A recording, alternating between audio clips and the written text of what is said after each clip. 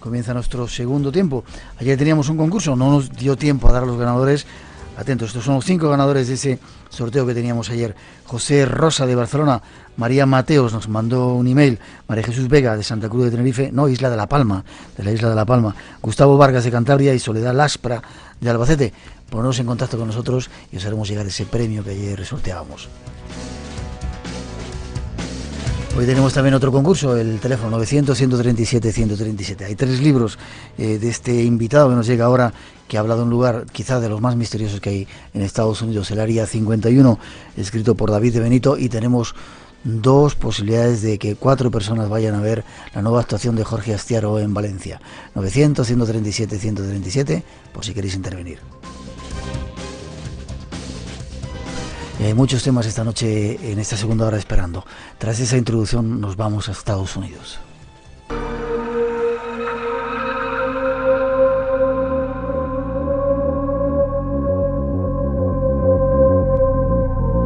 Y para ello nos acompaña nuestro siguiente invitado, David Benito. Buenas noches, David. Buenas noches, encantado de estar aquí con todos vosotros. Un placer que estés aquí con nosotros.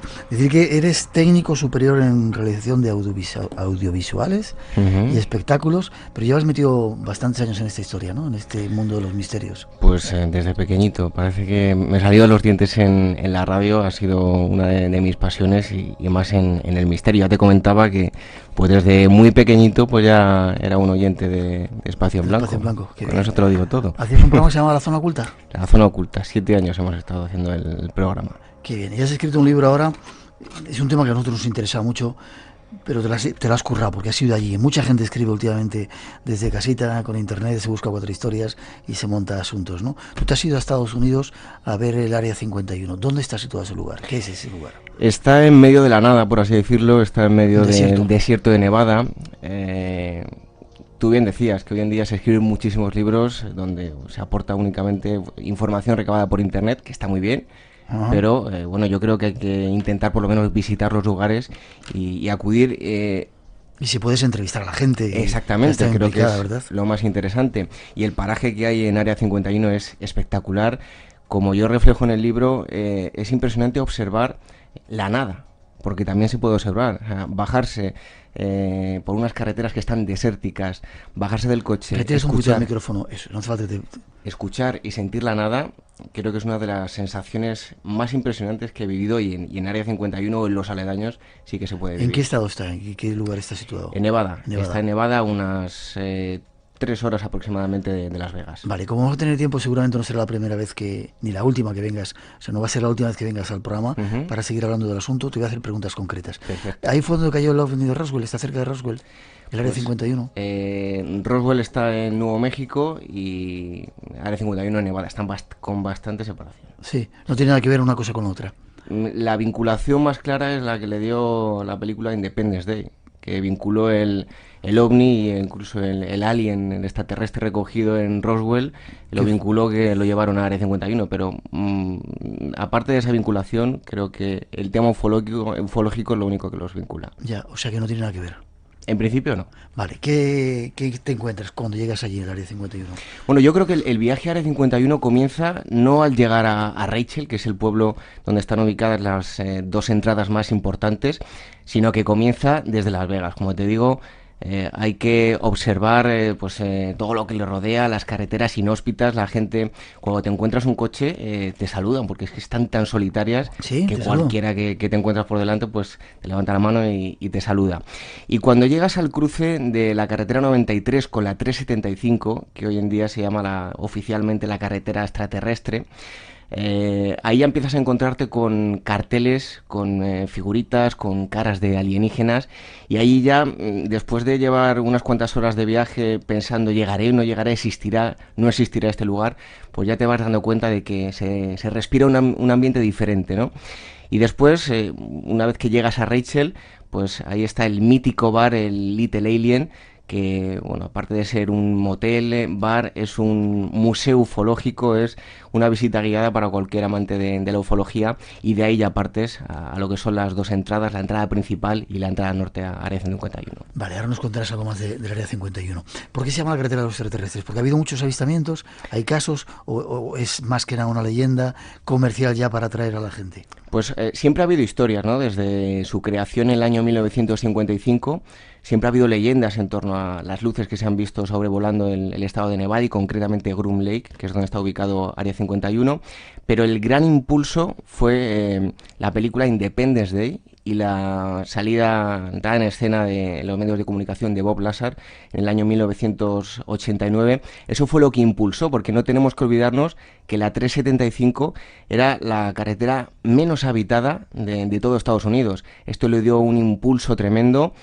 creció de forma impresionante el pueblo de Rachel, que es donde está muy cerca de las entradas, y bueno, pues hoy sí que ha habido hoy en día un descenso considerable, incluso en las viviendas y las visitas, pero aquel momento, en el momento en el que se designó de esta forma la carretera, sí que fue el momento de mayor esplendor. Ya. El Área 51, ¿qué es? ¿Es un lugar que no existe en el mapa, como decíamos en esa introducción? No existe en los mapas, aunque hace unos años el gobierno se vio obligado a reconocerlo. Hubo unas denuncias. Siempre, incluso desde su creación, tampoco lo han ocultado, pero a medida que fue creciendo el interés, pues tanto de aficionados a la ufología como turistas en general, tuvieron que ir ampliando la zona restringida porque vieron que había determinadas brechas que podía resquebrajar la seguridad nacional de Estados Unidos, así lo consideraban ellos. Por lo tanto, bueno, pues esa es exactamente la zona en la que ellos consideraban que bueno, pues estaba resquebrajado, y así fueron ampliando los límites. ¿Pero es una base secreta? ¿Qué es? Nació con el final de la Segunda Guerra Mundial, inicio de la Guerra Fría. Hubo una necesidad imperiosa por parte de Estados Unidos por saber exactamente de qué forma estaba armada la Unión Soviética. Hubo un intento, a pesar del miedo que tenía el presidente Eisenhower, de que de alguna forma pudiesen averiguar los soviéticos que estaban espiando su espacio aéreo, de firmar el Tratado de Cielos Abiertos. Nikita Khrushchev se negó a firmarlo, y esa fue la creación de una base donde en primer lugar se inició el desarrollo del avión espía U-2, y le siguieron pues aviones como el A-12 SR-71, F-117, el B-2, son aviones míticos que se han desarrollado en Estados Unidos. Entra en contacto con nosotros 900-137-137. Espacio en Blanco, en Radio Nacional de España, con Miguel Blanco. Has nombrado a un individuo, Bob Lazar. ¿Quién es este colega? ¿Y qué tiene que ver con el Área 51? Aunque te insisto, vas a tener que venir varias veces a contarnos todo este follón. Bueno, pues muy breve, porque de hecho es el capítulo más largo del libro, son 70 páginas aproximadamente. Bob Lazar es un supuesto, y porque todavía no se ha podido demostrar, supuesto físico que en el año 1989, gracias a el contacto que tuvo con un polémico también ex agente de la CIA llamado John Lear, que le puso en contacto con un periodista llamado George Knapp, por aquel entonces en una televisión llamada Class TV. Aparece en 1989 con el rostro tapado, afirmando que ha trabajado para Área 51, no exactamente en lo que conocemos las instalaciones que están en Groom Lake, sino unas más hacia el sur, hacia aproximadamente a unas 15 o 20 millas, que se llaman S4, el sector 4, y donde supuestamente él afirma haber trabajado, incluso visto documentos con platillos voladores. ¿Extraterrestres? Extraterrestres. Él dijo que vio un hombrecillo, dependiendo a qué medio y a qué personas, dijo que era un extraterrestre o pensaba que podía ser un extraterrestre. Y bueno, básicamente esa es su historia muy, muy, muy resumida. Ya. contaba que había tenido contacto con todos ellos, ¿no? Y que incluso, no sé si son ciertas las informaciones, que de todo eso que se había metido en ese Área 51, Estados Unidos había desarrollado aviones basados en esa tecnología extraterrestre. ¿Te refieres a Bob Lazar? Sí. Sí, y básicamente estaban estudiando lo que eran los métodos de propulsión. Él incluso llegó a explicar el reactor que tenían esos platillos voladores, incluso habló del combustible. Funcionaba por medio de modificando la gravedad, y habló del elemento 115 que hoy por hoy en la Tierra se ha logrado conseguir, pero de una forma muy poco estable. Yo en el libro recurro a un científico, Alberto Casas, que ha trabajado en el acelerador de partículas de Ginebra, y nos viene a decir que hoy en día las declaraciones de Lazar, a lo mejor en el futuro pues nos sorprende, ¿no? Pero hoy por hoy suenan un poco a ciencia ficción. Ya. ¿Qué crees que hay de cierto después de tu experiencia en esa idea de que se ha desarrollado tecnología terrestre basada en tecnología extraterrestre y que se hacía en el Área 51? Yo sí que tengo que decir que he terminado el libro siendo un pelín más escéptico de lo que comencé. Sí. Lo que, si se ha desarrollado allí tecnología extraterrestre, si se ha estudiado, no lo sé. Lo que sí sé es que tiene una importancia vital que probablemente mucha gente no se lo dé, porque la Guerra Fría supuso algo realmente muy importante que probablemente la gente no lo valore como tal, pero la Unión Soviética y Estados Unidos tuvieron en sus manos prácticamente el destruir el mundo. Y allí tuvieron las armas para aniquilar el mundo y soltar, con apretar 3 botones, soltar 2 o 3 bombas y dejarnos fritos a todos, ¿no? Por lo tanto, creo que la defensa de Estados Unidos, que se ha desarrollado allí, hay una tecnología tremenda. No sé si tiene un origen extraterrestre o no, pero dicen que está 50 años por delante de la que nosotros conocemos. He leído en el libro Proyecto Aurora. ¿Qué es eso del Proyecto Aurora?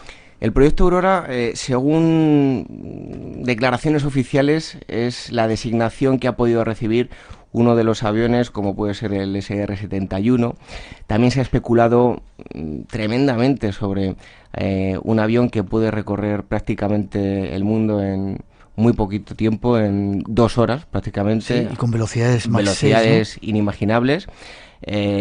Pero realmente no se sabe nada a ciencia cierta de lo que es el Proyecto Aurora. Sí que ha habido muchas especulaciones, hay incluso prototipos que rondan, incluso por internet se pueden encontrar supuestas formas de esa nave, pero realmente no hay nada oficial. Sí que ha habido sonidos muy extraños en el cielo, que incluso pues centros geológicos han determinado que no podían ser un transbordador espacial. Y bueno, hay cosas realmente misteriosas, pero no sabemos si ni siquiera ha existido el Proyecto Aurora, si va a existir y sigue. Y desde luego que hoy por hoy la información que hay en torno a Aurora es realmente confusa. Ya. Tú llegas a Área 51, al pueblo, ¿te tratan bien? ¿Es fácil conectar con los testigos, hacer la investigación? Es curioso. ¿Has estado una vez o 2 veces? 2 veces. 2 veces. Es curioso porque llegas allí, el famoso Little Alien, te sientes como en el típico pueblo del oeste, donde eres el forastero y todo el mundo te mira raro cuando entras, ¿no? Sí. Sí. ¿Saben dónde está España cuando les dices que eres de España? Bueno, no todo el mundo, algunos sí, y quieren que les envíes tarjetas de felicitación, porque no hay que olvidarse que es un pueblo perdido de la mano de Dios y les hace ilusión incluso recibir tarjetas de felicitación de España. Normalmente los lugareños no están muy interesados, como ellos llaman, en la actividad que observan en los cielos de Nevada. Pero de vez en cuando sí te encuentras con alguien que, bueno, pues incluso se va contigo. Nosotros tuvimos la oportunidad de ir con un lugareño, nos contó historias en torno al lugar. Le preguntamos si conocía a trabajadores de Área 51 y no quieren hablar. Te cuentan las historias que te puede contar todo el mundo. Eso sí, te dicen que ellos conocen grandes secretos, que por miedo a que no puedan repercutir en todos esos amigos que tienen, que conocen historias realmente increíbles y que estas personas, ellos son como el hombro para descargar todas esas historias que no pueden contar ni a su propia familia. pero sí dicen ser conocedores de grandes secretos. Como insisto, David, que vas a venir al programa, me tienes que dar tiempo a leer el libro, yo no lo he tenido todavía, y vamos a seguir hablando del asunto, pero tu conclusión, ¿crees que ha habido un estrello, se ha estrellado una nave alienígena, ha caído un poder de Estados Unidos, han desarrollado una tecnología o no tiene nada que ver? Pues te voy a hablar de dos formas. En primer lugar, con el corazón. Ajá. Si te hablo con el corazón... Ya ves lo que decía Daniel, hay que resentir. Te diré que ojalá haya caído una nave extraterrestre, ojalá estemos en contacto con ellos y ojalá nuestros hermanos, primos, sobrinos, tíos cósmicos nos visiten y tengamos contacto con ellos. La cabeza me dice que lo que hay en Área 51 es bastante terrícola, pero yo, como me considero una persona de mente abierta, quiero hacer un mix y pensar que probablemente el futuro nos deparará sorpresas. Bastante terrícola, pero donde hay conspiraciones, hay gente a la que le zumban, gente muerta, ¿verdad? Extrañas historias. Tremendo, porque incluso ha habido denuncias, ha habido gente que ha denunciado al Área 51. El mayor, lo que mayor quiere conseguir el gobierno americano es que nadie pueda darle un nombre oficial a esas instalaciones. Ha tenido muchos nombres, Dreamland, Área 51, The Box, el Rancho Paraíso, pero lo que quieren conseguir es que no se le pueda dar un nombre oficial para que no encuentren documentos que le vinculen a esas instalaciones. Incluso en el documento que firmó el memorándum Bill Clinton, eximiendo a Área 51 de toda ley medioambiental, lo nombraba como las instalaciones ubicadas cerca del lago Groom. No le daba ningún nombre, porque ese es el punto clave para poder llevar a cabo denuncias y que trasciendan. Por algo será. Sí, seguro. Y ha habido gente muy afectada, y en parte es una denuncia que yo hago en el libro, muy afectada a nivel de salud, y que no les han recompensado ni con una mínima parte económicamente.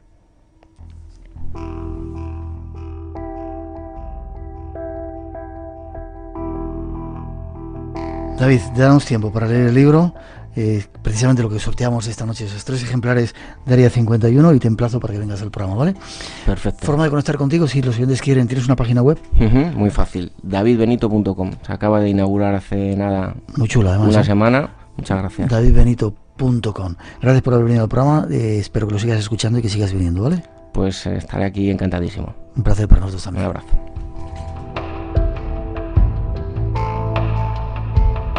Preparamos enseguida nuestro siguiente tema. Vamos a conectar con Argentina. Miguel Pedrero viene, pero antes Emilio Fiel con alguna de sus crónicas. 3 y 26, 2 y 26 en las Islas Canarias, 900, 137, 137.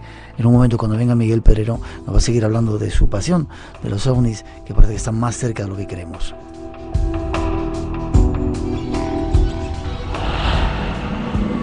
Te invitamos a entrar en un mundo único. Espacio en Blanco. Mucho más de lo que puedas imaginar. En Radio Nacional de España, con Miguel Blanco.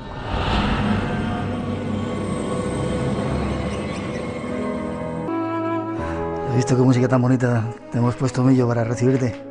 Sí. Emilio Fiel, ¿cómo estás? Pues muy bien, muy bien. Feliz año antes de nada. Primer programa que hacemos después de todo este follón de las fiestas y toda esta historia. Sí. Y un gusto estar contigo de nuevo. También para mí. Espero que todo el mundo esté con las antenas bien levantadas. Sí, seguro que sí. Está teniendo mucha, no sé si controversia lo que vamos contando a lo largo del programa, pero vamos a tratar de articular un poco toda una historia en estas crónicas que estamos haciendo contigo desde hace unas cuantas semanas. Dime una cosita, 2011 ha empezado con un montón de historias, animales que se mueren, cientos de animales, miles de animales, un vórtice que dice que se ha abierto en el Yemen, extraterrestres que dice que van a aparecer por doquier, no extraterrestres buenos. ¿Qué pasa en el 2011? ¿Qué ocurre? ¿Cómo se está moviendo la energía? Sí. Bueno, la verdad es que en estos momentos ha habido cambios solares muy importantes y cambios en el campo magnético de la Tierra también esenciales. Entonces, no es un tema de pájaros y de peces solo, es que las esponjas, los caracoles, las estrellas de mar, los cangrejos, en realidad ha habido millones de aves y de peces muertos en el mundo entero. Hay 24 lugares distintos del mundo donde se han contado desde 1 de enero, se han contado cientos de muertes, casi siempre de una sola especie, o bien no solo muertes, sino apariciones de sapos rodeando una ciudad, en Colombia, por ejemplo, y cosas semejantes, ¿no? Es decir, hay vórtices de la Tierra, como en este de los sapos, en que en un área de unos 10 kilómetros se juntaron millones de sapos, pues que hay áreas internas, chakras de la Tierra que están despertando también, y es que el 2012 está ya aquí. Era una entrada, era un aviso, era una bandera, pero una bandera con efectos, con efectos. Curioso. Vórtices hablas, el vórtice del Yemen, no sé si, no hemos todavía dado ningún comentario acerca de esto, no sé lo que tú piensas. Allí en esa reunión, en esa zona pesquera donde teóricamente se han reunido para ayudar a los pescadores de todo el mundo de esos supuestos piratas, dicen que se ha abierto un vórtice porque pueden penetrar fuerzas oscuras. ¿Qué piensas tú? Bueno, esas zonas, la del Yemen, la de Irak, las de Kuwait, han sido siempre zonas de puertas estelares donde los seres de oscuridad han pasado durante milenios de una dimensión a otra, y ahora simplemente pues retoman su papel, están en una situación en que ven que van perdiendo espacio e intentan movilizar todos sus instrumentos, todas sus fuerzas. La negatividad, la violencia, todo lo que signifique la tiranía, todo lo que signifique el desprecio del ser humano, hoy en día tienen que salir a la superficie con fuerza porque ya no pueden soportar la frecuencia que está teniendo aquí, que estamos teniendo en la Tierra.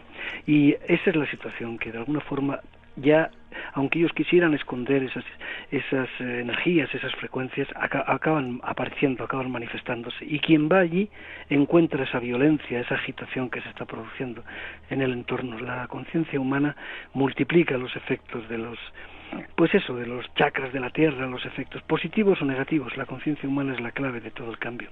Y creo que tanto en Irak y Kuwait, que era lo que se estaba jugando detrás del petróleo, detrás del agua, detrás de todo, pasa lo mismo y muy cercano a Yemen. También allí había una puerta de entrada de este tipo, lo mismo que en Palestina, en la zona de Jerusalén. Y lo que se está jugando es eso, el dominar las puertas de paso, los agujeros de gusano de contacto, ¿no?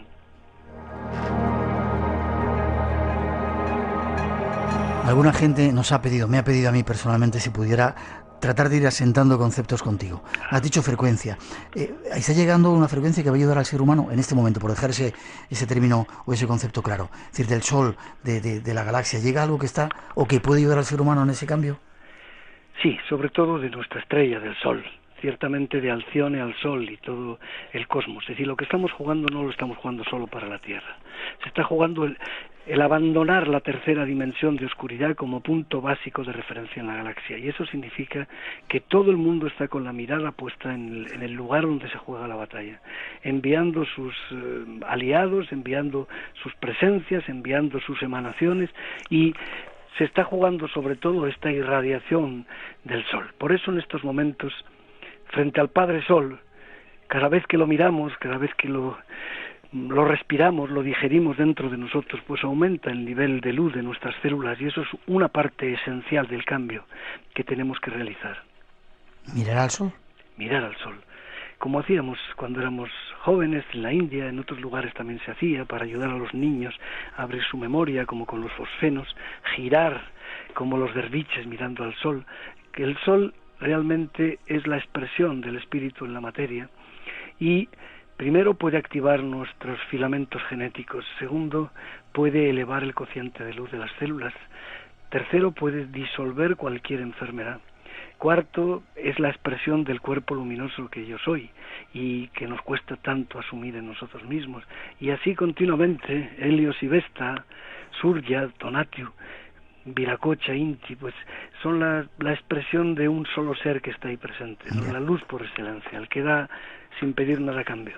Déjame que matice, ¿no puede ser peligroso mirar al Sol? Tendrá que hacerse bajo ciertas mínimas características, ¿no? Nunca ha sido peligroso, desde luego no miramos al Sol en los momentos en que, como dicen, los rayos UV son más fuertes. Se mira al Sol al amanecer y al atardecer, pero vamos, que yo lo miraba durante horas hace muchos años y que sigo mirándolo, hoy mismo lo he mirado a la mañana. He estado meditando poco antes de las 7, hemos estado, y a las 8:20, nos hemos puesto a mirar al Sol, y hemos estado como 40 minutos, pero bueno, solemos estar un poquito más, no hay mucho tiempo disponible y hay que limitarse a lo que hay. No, el sol es siempre una ayuda, en su exceso cualquier ayuda puede ser problemática, pero nunca ha hecho daño a la vista, al revés, recupera alteraciones visuales y todo lo demás, solo que hay que verlo pues eso, en la primera hora y media de salida y en la última hora de entrada. Tenerlo en cuenta. Seguimos apuntando conceptos. Quizá el último, conciencia humana. Has dicho que la conciencia humana es la que puede un poco revolver esa frecuencia que está llegando, es la que hace que todo eso se multiplique. Sí, ella es el disparador esencial. Estamos en estos momentos en la psicosfera del planeta, lo que cuenta es la conciencia. Básicamente, por encima de todo. Es decir, esto es incluso a nivel de la enfermedad. Mantener la conciencia positiva defiende, eleva el poder de nuestro sistema inmunológico, que es la clave de cualquier enfermedad. Es decir, hoy en día que se está planteando claramente que las bacterias pueden desaparecer en horas con el biomagnetismo, con la terapia celular, con no solo eso, sino que puede ser el cáncer un hongo, un producto de las cándidas, como se habla en la curación del bicarbonato de sodio. Pues cualquiera de estas cosas implica lo mismo, que la conciencia, por encima de todo, tiene que mantener en un estado positivo el sistema inmunológico, ninguna enfermedad podría entrar en nosotros.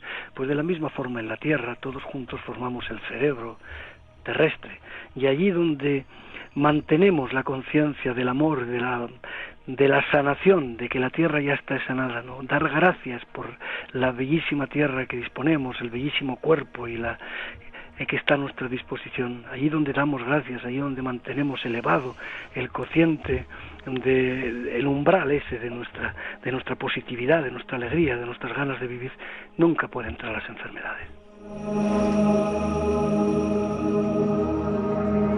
Emilio Fiel está publicando cada cierto tiempo una serie, no sé, manifiestos, cartas, no sé cómo llamarlos. ¿Dónde los pueden encontrar nuestros oyentes, Emilio? Crónicas. Pues mira, Crónicas. acabo de poner en marcha el blog de Millo, simplemente así todo seguido, en blogdemillo.com.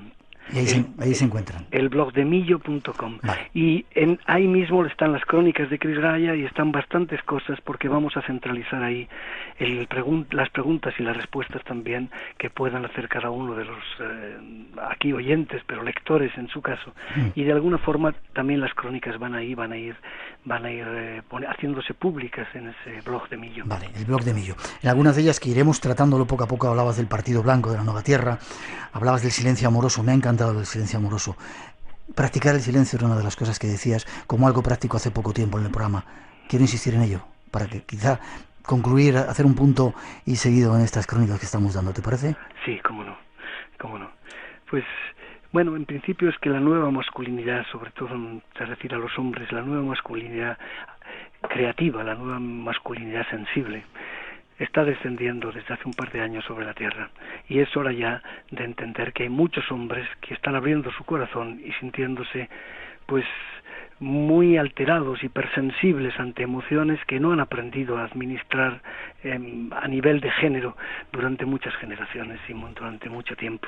Y ahora esas mismas personas pues se abren a una forma de convivir que tiene que implicar, por un lado, el poder del vientre y por otro lado la apertura del pecho. Pero todo eso no podría ser efectivo si nosotros no creamos un silencio de unidad. Cuando uno se centra no en el aliento, como en las viejas meditaciones, como las viejas tradiciones del sufismo, del yoga, del tantra, del budismo, sino en la vibración que desciende desde la estrella del alma, como medio metro por encima de la cabeza, ese chakra que implica de alguna forma el descenso supramental, el descenso de la luz tibia y dorada sobre nosotros. Cuando uno se centra en esa vibración, el silencio que se obtiene es infinitamente más fácil de mantenerse que cuando se está respirando, que se tarda meses en encontrar unos ratos de silencio. Entonces, entrando en contacto con esa vibración, además de que el silencio está presente, la unidad con todas las cosas también. Se centra ese descenso en el pecho, y el pecho es un lugar curiosamente complejo. Primero el área de la sede del alma que está entre los omóplatos, después la cruz templaria que está ahí delante, encima de las tetillas, entre y entre la boca del estómago, que es el plexo solar, y la base de la garganta, entre las dos clavículas. Ese juego de esos 5 puntos, los 4 esquinas y el centro, más el área de los omóplatos, forman 6 puntos. El séptimo es el loto del verdadero corazón que irradia. Es ahí donde hay que asentar el silencio. Y es relativamente fácil. Antes costaba un enorme esfuerzo y ahora, con muy poca práctica, las personas, cualquiera, aunque no tengan experiencias meditativas, pueden descansar ahí con facilidad. Eso sería un silencio amoroso que nos une a todas las cosas y que nos permite ver el pensamiento flotar delante de nosotros sin arrastrar o ser arrastrados por él. Un silencio, Millo, que es más poderoso que cualquier otro ruido del exterior.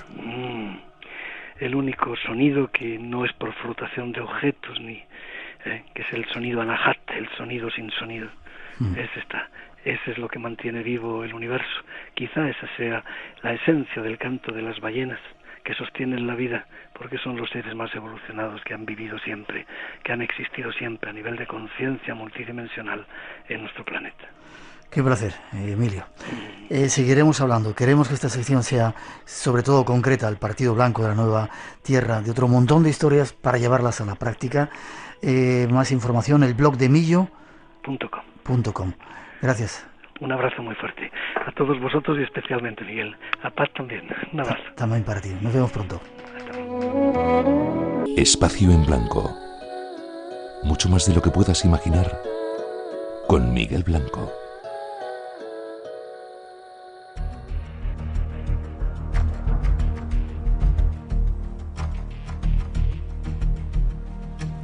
Esta sintonía nos abre las puertas del mundo, no sé cómo llamarlo, de Miguel Pedrero. Buenas noches, don Miguel. Muy buenas. Mundo misterioso, enigmático, porque te gustan los ovnis un montón, ¿eh?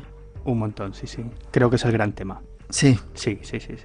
Bueno, aparte de esos programas especiales que hemos hecho y que vamos a seguir haciendo, cantidad de descargas que tuvimos con ese programa de la Ouija, preparados para los nuevos especiales que estamos a punto de lanzar en esta nueva temporada. ¿De qué hablamos hoy? Muchas informaciones acerca de ovnis. Yo contaba en algunas otras secciones que hago, la Royal Society de Gran Bretaña nos metía miedo como...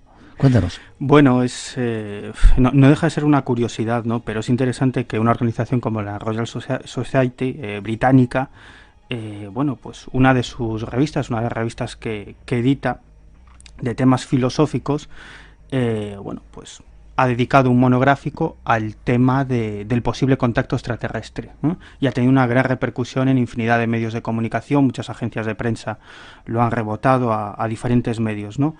Bueno, en realidad lo que vienen a decir ese grupo de expertos, ese grupo de científicos que han hecho este monográfico, es que debemos temer ese contacto extraterrestre en caso de producirse, porque dicen que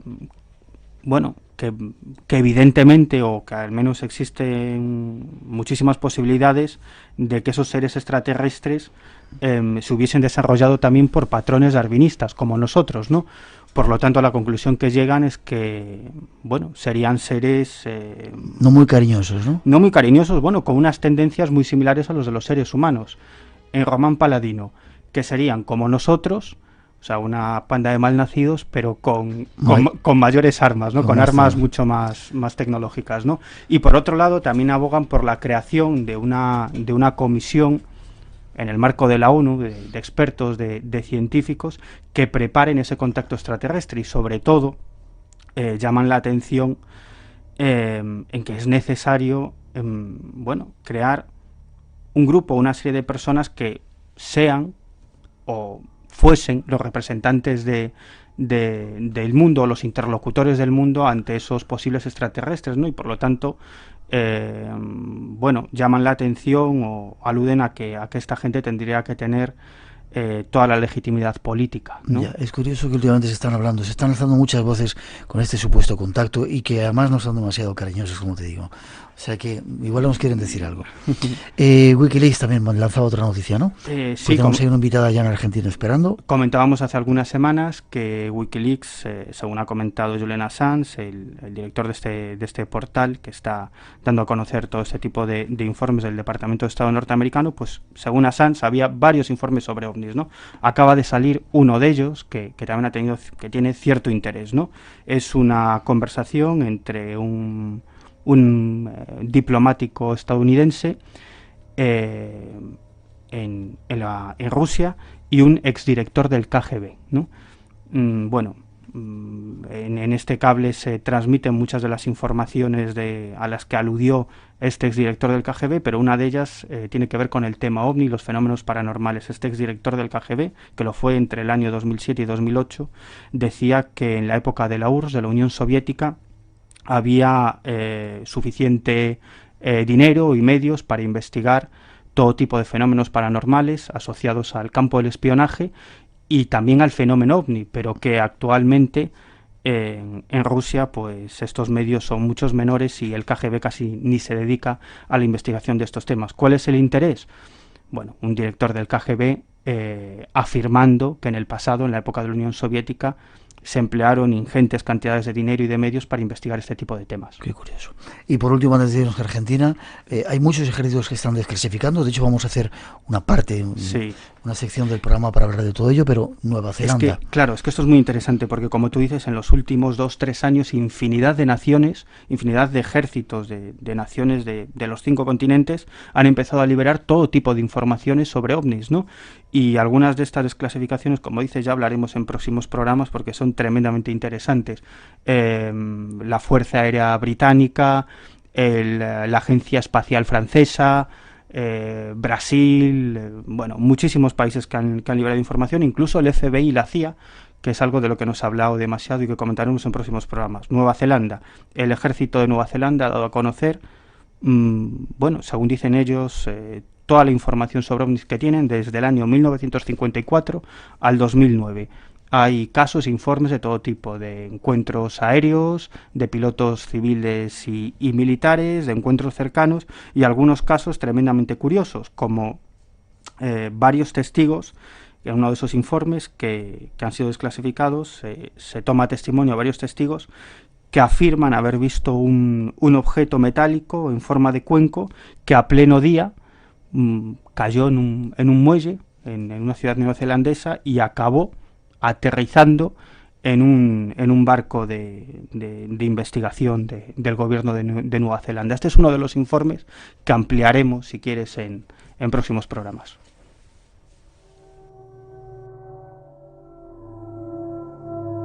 Qué curioso. Tenemos una invitada en Argentina. ¿Nos la presentas y la saludamos?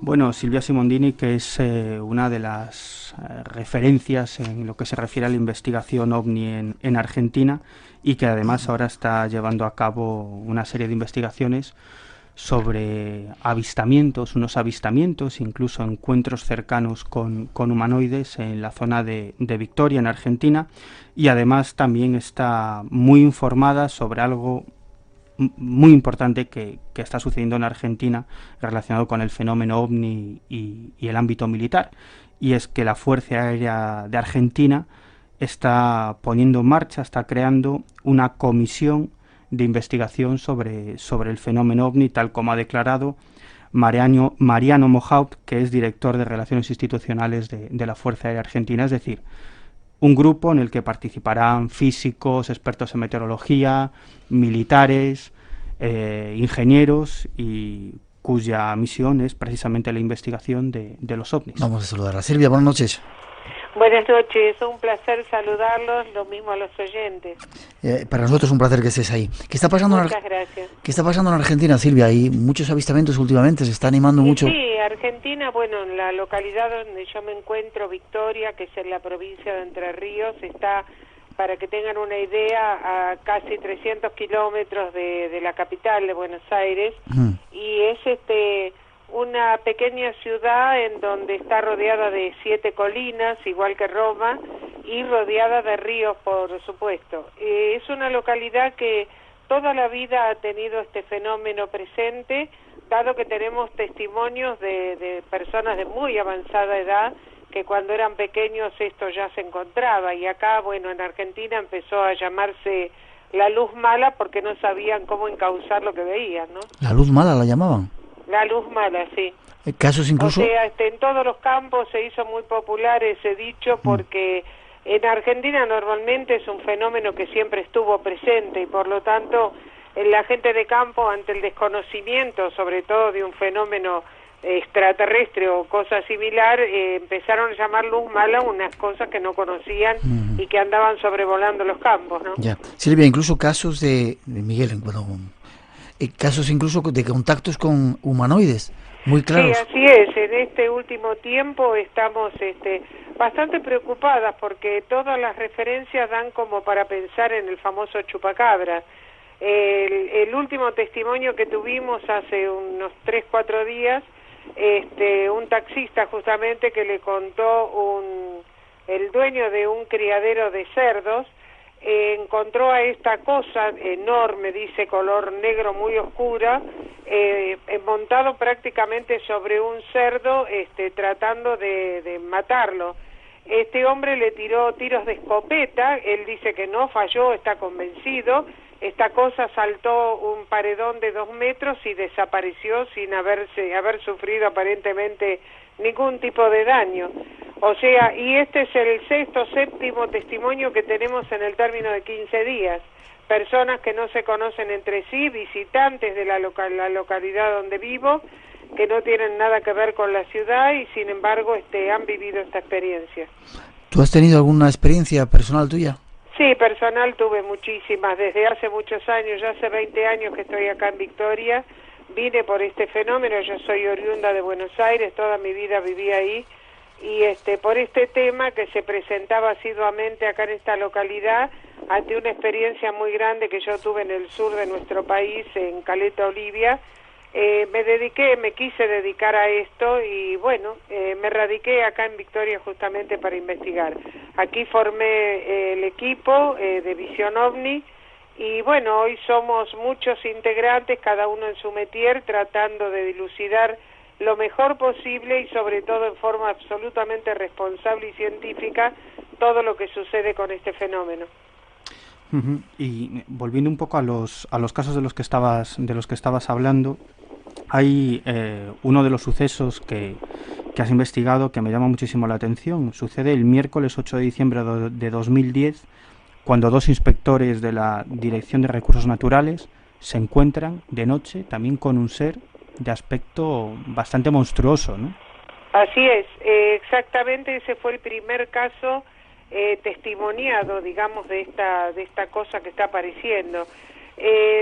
Lo más extraño es que esta gente, sin saberlo, cuando hace la definición de lo que ve, yo no sé si ustedes, acá llegó ese nombre, una película que se llamó La Llegada, que las articulaciones, por ejemplo, de las rodillas, no son como las nuestras, que articulan hacia adelante, sino hacia atrás, lo que permite hacerlas saltar. Es lo que más le llamó la atención a estos inspectores de recursos naturales. Ellos estaban haciendo una inspección nocturna por la zona del balneario, del camping de acá de Victoria, justamente porque hay veda de pesca y van de noche los pescadores a sacar piezas que no tienen el tamaño permitido, digamos, ¿no?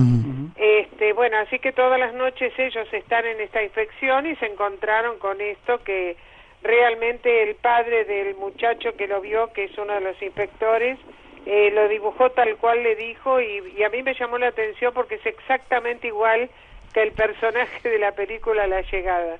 Qué curioso. Silvia. Que trabaja Martin Sheen, creo que trabaja. A punto de despedirte, ¿crees que estamos cercanos a un contacto con estos seres? Yo creo que sí, que pienso sobre todo que este año vamos a tener grandes respuestas y confirmaciones de los poderes que han ocultado permanentemente y durante tanta cantidad de años. Hay algo que se está cocinando y que uno como que lo está palpando, ¿no es cierto? De golpe, asiduamente, están viniendo informaciones a las que nunca hemos tenido acceso y de golpe nos tenemos que enterar absolutamente de cosas que ni soñábamos a estas alturas. Así que realmente estamos súper contentos de que comenzamos el año con la declaración oficial de la Fuerza Aérea Argentina, en donde se va a crear una comisión de investigación para que nosotros podamos tener la seguridad de que exista una investigación responsable, seria, científica, donde nadie va a poder dudar, ya que esto se oficializa. Y los medios, que siempre se han burlado de estas cosas y de los investigadores, y bueno, van a tener que tomar más seriamente el tema, dado que ya al oficializarse se van a dar cuenta que nadie pierde el tiempo por algo que no existe, ¿no? Miguel. Sí, bueno, yo quería preguntarte, Silvia, ¿por qué? ¿Por qué en este momento la Fuerza Aérea decide crear esta comisión de investigación OVNI? Bueno, yo creo que fue algo que gestamos nosotros desde nuestro equipo. Les explico por qué. Un día el comodoro Guillermo Tealdi hizo un comentario al pasar en un programa de un canal de cable de aire acá en Argentina, y comentó de que la Fuerza Aérea podría estar pensando en formar una comisión para esta investigación ante la pregunta de una periodista. Nosotros que escuchamos esto, lo tomamos como una declaración veraz y cierta, lo publicamos en nuestra página web, y no sé qué pasó, créanme que no sabemos realmente qué fue lo que pasó. Lo tomaron las agencias de noticias de tal manera, Telan entre ellos y otras agencias, se dispersó por el mundo como reguero de pólvora, y 126 medios que nos llamaron a nosotros también llamó a la Fuerza Aérea. Por lo tanto, se vieron obligados a declararlo totalmente en forma oficial. Y esto lo hizo Mariano Moljau, justamente, que es el vocero de prensa de Fuerza Aérea Argentina. A cargo va a estar Guillermo Tealdi, va a presidir esta comisión, justamente con los científicos que habéis nombrado hace un ratito, con astrónomos, meteorólogos, bueno, con la ciencia en sí en general. Y evidentemente algunos investigadores civiles van a tener participación, dado que con nosotros ya se han comunicado. Silvia, nos alegramos un montón de ello. ¿Forma de conectar? ¿Tenéis alguna página web? Sí, nuestra página web es www.visionovni.com.ar. O sea, ahí se van a dar cuenta todos los trabajos que realizamos, inclusive de mutilación de ganado, donde está ocurriendo muchísimo en nuestro país, y acabamos de subir justamente en nuestra página web todas las luces que últimamente, en estos últimos días, estamos filmando y fotografiando. Gracias por tu aportación, ya sabes dónde estamos en contacto, ¿te parece? Bueno, estoy a disposición, les agradezco muchísimo esta posibilidad, un cariño grande a todos los oyentes y muy feliz de haber estado en vuestro programa. También para ti, cariño, y un beso grande. Igualmente, un beso para todos. Gracias. Buenas noches. Gracias, Miguel, por este personaje. Seguiremos, sobre todo con esa desclasificación y tratando de aclarar toda esa gran cantidad de cosas que parece algunos gobiernos no sé. Y sobre todo la gran cantidad de procesos de desclasificación que o bien se han producido en estos últimos años o bien están abiertos en todos los países del mundo. A mí me cuesta creer que esto sea una simple casualidad. Yo creo que hay algo detrás. Atentos al 2011, que va a dar muchas sorpresas. Y a toda marcha, como casi siempre, nos vamos. Teníamos un concurso. Gracias, Miguel. Te voy ahí mirándome. Hasta la próxima. Teníamos un concurso. 2 entradas dobles para ir a ver a Jorge Astiaro alucinando, que son para Marí Eubía de Valencia y Beatriz Muñiz también de Valencia. Poneros en contacto con nosotros y os decimos la fórmula para poder conseguirlas. Y 3 libros de David de Benito, que son para Mari Pedrosa de Gerona, Israel Esteban de Granada y Carmen Suárez de Barcelona. Gracias a todos, la semana que viene habrá más.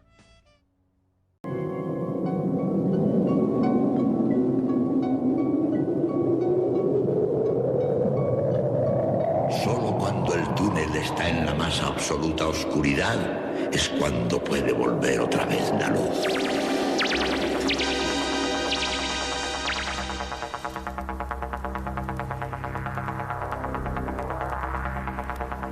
Estás entrando en el espacio en blanco. Una puerta a nuevas dimensiones de la existencia. Una nueva perspectiva sobre la realidad. Espacio en blanco.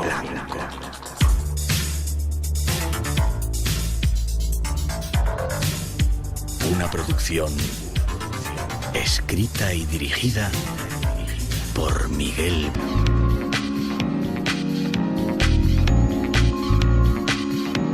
Y saludar a parte de los responsables de que esto se haya hecho realidad, el alcalde de Quesada, Manuel Vallejo. Buenas noches, Manuel. Buenas noches. Has venido corriendo. Ponte bien el micrófono un poquito más cerquita. Ahí, te lo puedes mover. Eso es así. Has venido corriendo, ¿no? Sí, se me ha hecho un poquito tarde porque no se puede... No se puede estar en todos los sitios. En todos sitios, eso es. Vaya sitio bonito que tenéis aquí, ¿eh? La verdad es que sí. Lo hemos puesto en valor recientemente con la declaración de la Junta de Andalucía como monumento natural. Llevamos muchos años luchando esto y lo hemos conseguido. Y yo creo que el espacio requiere esa declaración de monumento natural porque tiene muchos encantos, muchos atractivos. Es muy visitada todos los días, sobre todo en la época buena del año.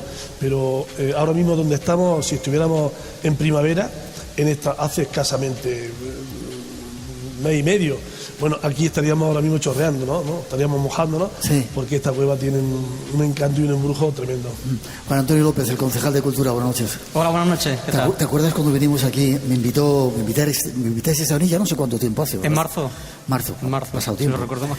Y yo no había, mira que he visto lugares increíbles, ¿no? Pero cuando llegué aquí me quedé alucinado de este lugar. Planteamos la posibilidad de hacer un programa, no te lo creías del todo. Yo no terminaba de verlo, aunque es verdad que aquí se han hecho anteriormente en otras ediciones, se han hecho conciertos de muchísimas otras, de otro tipo, pero no sabía si a lo mejor el programa de radio aquí por la frecuencia, por las cuestiones de internet y por cuestiones técnicas, tecnológicas, si iba a ser viable, pero lo estudiasteis y fue viable y dijimos adelante. Y aquí estamos con todos, gracias al trabajo de todos los compañeros que han hecho posible. ¿Hay una virgen allí? Sí, una réplica de la patrona de Quesada, la imagen de la Virgen de Tizcar, aunque el santuario está a escasos metros de aquí, sabéis, como a 500 metros, 1 kilómetro arriba, pero bueno, está un lugar también que la gente aprovecha para venir a devocionar un poco la imagen. Tenemos el río Tizcar, el Monte del Caballo, y está la explanada del santuario. Detrás de nosotros, la explanada de la Cueva del Agua. Detrás de nosotros hay una cascada que hoy han cortado un poco el agua porque si no sería mucho ruido el que había, ¿no? Claro, hemos tenido que hacer un esfuerzo considerable para traer a las sillas, para en la presa de arriba. Déjame que cuente. ¿Cuántos escalones hay? 174. Teníais que ver 170 escalones. Bajar es facilito, con todos los equipos que tenemos aquí, que pesan lo suyo. Subir va a ser increíble. Bueno, el personal del ayuntamiento ha hecho un esfuerzo, capitaneado por la Concejalía de Medio Ambiente y María del Carmen Robledillo. Hemos estado al pie del cañón todos los días. Hemos venido, casi nos ha faltado acampar aquí para que esto fuera posible, pero al final ha merecido la pena. Está mereciendo la pena. Sí, señor. Vamos a contar la historia de la cueva y de otras muchas cosas que hay en Quesada. ¿Se puede uno venir a dormir aquí una noche? Pregunto. Puede venirse, pero... Bueno, el alcalde me da permiso. O sea que podemos venir algún día. Por lo pronto no está prohibido. No sabemos si cuando se ponga en marcha toda la declaración de monumento natural, pues esa será una de las actividades que a lo mejor no. Aquí se han hecho barbaridades. ¿Sí? Sí, aquí se han hecho paellas, se hacían botellones. Estamos consiguiendo poco a poco que haya respeto por ese lugar. Educar a la gente, cada vez está más limpia. Es verdad que desde el ayuntamiento hacemos un esfuerzo para que así sea, pero aquí se han hecho barbaridades. Concretamente ahora mismo donde estamos, en el año 1976, esto no existía. Se derrumbó la cueva como consecuencia de una primavera lluviosa. Aquí arriba había como una plataforma, como un mirador, y la cueva esta parte no existía y arriba había un mirador mucho más grande y esto se derrumbó. Aprovechamos la circunstancia para hacer este escenario donde nos encontramos y bueno, a raíz de eso, como decía el concejal de Cultura Juan Antonio, pues pudimos hacer teatro, hemos hecho cantautores, hemos hecho jazz, hemos hecho música de todos los periodos históricos, música andalusí, renacentista, también música árabe y música celta. Hoy repetimos con música celta. Hoy repetimos con música celta. Sí, espera, que te van a colocar un poquito el micrófono, porque lo tienes un poquito... Ahí está, ahora ahí se te va a escuchar mejor. Hoy música celta con el grupo Quinia, que viene a hacer una actuación primero en el programa y luego una hora de concierto aquí en la cueva para compartir con todos los que han venido. Se te escucha ahora, a ver. A ver, ¿se me oye? Sí. No, se te va para atrás. A ver, ahora. A ver. Te van a sujetar el micrófono si hace falta. Te lo cambian. A ver ahora. Probablemente lo hubiera puesto al revés. Bueno, cosas que pasan. Yo también me lo pongo al revés muchas veces. Yo también me lo pongo al revés. Bueno, yo espero que se dejen de hacer burradas y si son burradas que sean como esta, con el respeto al lugar donde está. Tenemos esto casi lleno, sería una pena que no se llenara con la cantidad de gente que ha querido venir a este acto, ¿verdad? Bueno, quizás se vayan incorporando, porque es un poco... Hay para que considerar que es pronto. temprano, claro, pero igual vienen después al concierto, vale. Pero se cubrieron todas las plazas que se pusieron a disposición, bien, tanto por las redes sociales como a través del ayuntamiento. Hay que decir que estamos grabación de un falso directo que llamamos, son las 7 y pico de la tarde, lo vamos a emitir esta noche, se va a escuchar en montones de lugares, y yo os doy las gracias a los dos, primero por considerar que esto que hacemos también nosotros, esto del Misterio es Cultura, y por habernos permitido estar en este sitio tan mágico y darlo a conocer a un montón de gente que esta noche lo va a conocer. Os pido un aplauso, os doy las gracias, que sigamos haciéndolo. Yo quiero dar las gracias a Radio Nacional de España y a ti concretamente por el esfuerzo que habéis hecho para poder hacer este programa aquí. Dificultades había muchísimas, las hemos ido superando. A Raúl de la Paz también, que ha sido el que nos ha puesto en contacto con vosotros, porque a la hora que se emite el programa, pues muchos estamos planchando la oreja, ¿no? Entonces, hay una cosa que se llama podcast que se puede escuchar, que lo va a hacer mucha gente seguramente. Y decía, ¿dónde estabas tú cuando lo decía? Hemos hecho locuras en el programa, hemos hecho un programa desde la Gran Pirámide, hemos hecho un programa desde el Muro de las Lamentaciones, desde la Casa de las Caras. Esta es otra nueva locura histórica que vamos a poner en el currículum del Espacio en Blanco, y os lo agradezco. Hacer un programa desde la Cueva del Agua para nosotros es un honor. Gracias, os doy un aplauso. Una forma de contacto para la gente que quiera saber más de Quesada. www.quesada.es, y tiene información turística incluyéndose la Cueva del Agua, el monumento, el Museo Zabaleta, Miguel Hernández, un número atractivo largo de... Perfecto, hoy vamos a descubrir un montón de monumentos cosas que descubrir en Quesada. Gracias, un aplauso para vosotros, muchas gracias. Gracias a vosotros. Y mientras cambiamos de escenario y llegan nuevos invitados, vamos con un avance de los temas que os hemos preparado para hoy.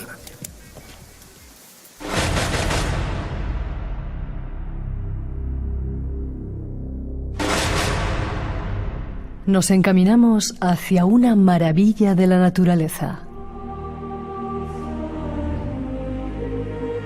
Estamos en la Cueva del Agua, en Quesada, Jaén, listos para realizar un nuevo programa histórico del Espacio en Blanco. Desde este lugar único en el mundo os van a llegar ecos de leyendas, de la historia, de mágicos sucesos. Desde el Santo Reino a historias de apariciones de la Virgen. Llegarán también ecos de los caballeros templarios y sus aventuras. De esa extraña mesa que poseía.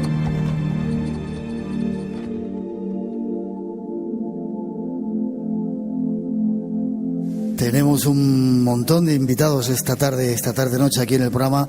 Saludamos al primero, Nicolás, segundo o tercero ya, Nicolás Navidad. Buenas noches. ¿He dicho bien? ¿Navidad? Sí, Navidad. Vaya apellido que tienes tan chulo, ¿no? Un apellido, hay unos 300 en España aproximadamente. Sí, ¿de dónde vienes? Tú que eres así historiador. Pues de la zona de Úbeda y la zona de Albanchés también. Os pido un aplauso para el cronista oficial de la Villa de Quesada. Profesor de chavalitos de 12 o 13 años, ¿no? De 12 años, que empiezan con la adolescencia, y de aquí les mando un saludo al Cándido Nogales. Sí, te van a escuchar seguro. Déjame que ponga una introducción y empezamos a hablar de este lugar, lo presentamos, este sitio donde estamos y algunas otras bellezas que tenemos o tenéis en Quesada. Tras esa introducción os lo contamos.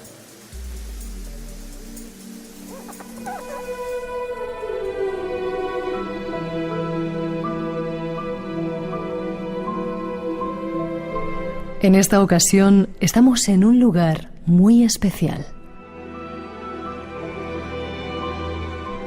En él se mezclan leyendas e historia. Estamos en la Cueva del Agua. Conozcamos algo más del lugar. Dejamos atrás el embalse para encaminarnos hacia la pedanía de Tíscar, a solo 13 kilómetros de Quesada, lugar de peregrinación gracias al santuario que preside la aldea, cuyo origen descansa en una leyenda con siglos de historia y que se desarrolla en el paraje natural de la Cueva del Agua. La Cueva del Agua va relacionada todo con el rey moro del castillo, que fue el que cogió a la Virgen y la tiró por la cueva. Y al tirarla, a los 3 días de tirarla, apareció donde hay una cuevecita pequeña, y ahí hay una imagen pequeña representando que fue ahí a donde apareció. La tiró 2 o 3 veces y a las 2 o 3 veces aparecía la Virgen. Aquí, donde la leyenda cuenta que apareció de forma milagrosa la Virgen de Tíscar, en la Cueva del Agua, acuden gentes de toda la comarca para realizar sus peticiones y dejar ofrendas. Declarado monumento natural, esta cueva está considerada una de las maravillas geológicas de la provincia de Jaén. Adentrémonos un poco más en la Cueva del Agua y sus misterios. Ahí está la introducción que hemos preparado. Te reías un poco cuando decían cosas, ahora me lo aclaras. Sitúame dónde estamos. Hemos visto que hay una serie de puertos, estos son encrucijadas de caminos, montañas, pasos. Bueno, estamos en lo que es el paso de Tíscar. Fue muy importante de la prehistoria porque comunicaba la zona de Baza y Guadix con la isla Alto Guadalquivir. Entonces jalonan todo el camino entre Quesada y Tíscar un montón de cuevas con pinturas rupestres. Y es muy interesante, aparte de otros edificios medievales como atalayas, castillos, etcétera. Y esta cueva no es una cueva propiamente, ¿no? ¿Es un refugio o era una cueva cerrada? Era una cueva cerrada, lo único que pasa que en torno a 1970-77 pues hubo un pequeño derrumbamiento y entonces ya sí tiene la forma que tiene actualmente. Más parece un abrigo que una cueva, ¿no? Sí, un abrigo un poco grande, pero es un abrigo... Un abrigo muy bonito. Muy bonito, Un abrigo muy bonito.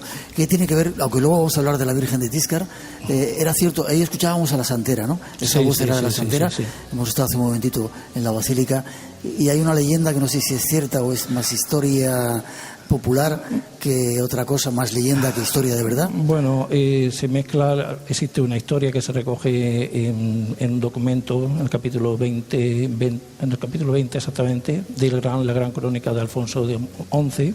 Entonces se narra la conquista del castillo de Tíscar por parte del infante don Pedro.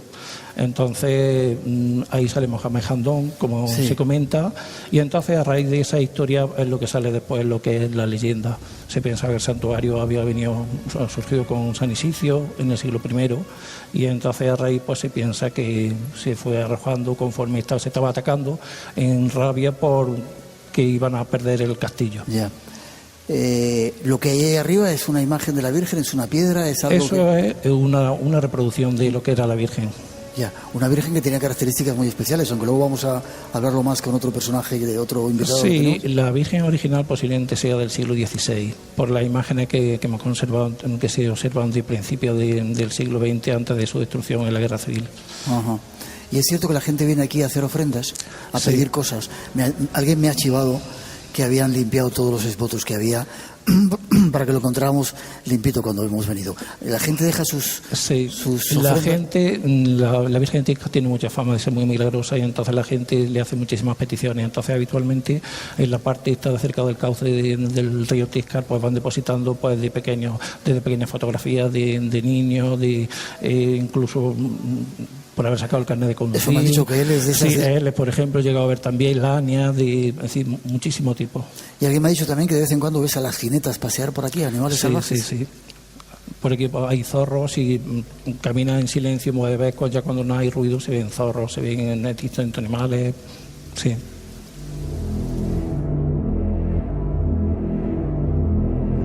Cueva del Agua, apuntarlo, digo a nuestros oyentes, echarle un vistacito en internet para que veáis es que no podemos, en la radio, que es imaginación pura, no se puede transmitir tanta belleza, tanto lugar bonito, ¿verdad? Los que estáis aquí, que no lo conocíais, qué sitio tan bonito. 4 sitios de Quesada para conocer y casi nos vamos, si te despido. Sí, pues, dime, ¿por qué tenemos que venir a Quesada? Quesada tiene, en primer lugar, que decir que el río Guadalquivir nace en Quesada, tiene el Valle de los Tejos, que tienen varios miles de años de antigüedad, es un sitio espectacular. Me han dicho que tenía que ir a ver un tejo, que hay un padre. Un tejo milenario con unos 4.000 años de antigüedad, chulísimo.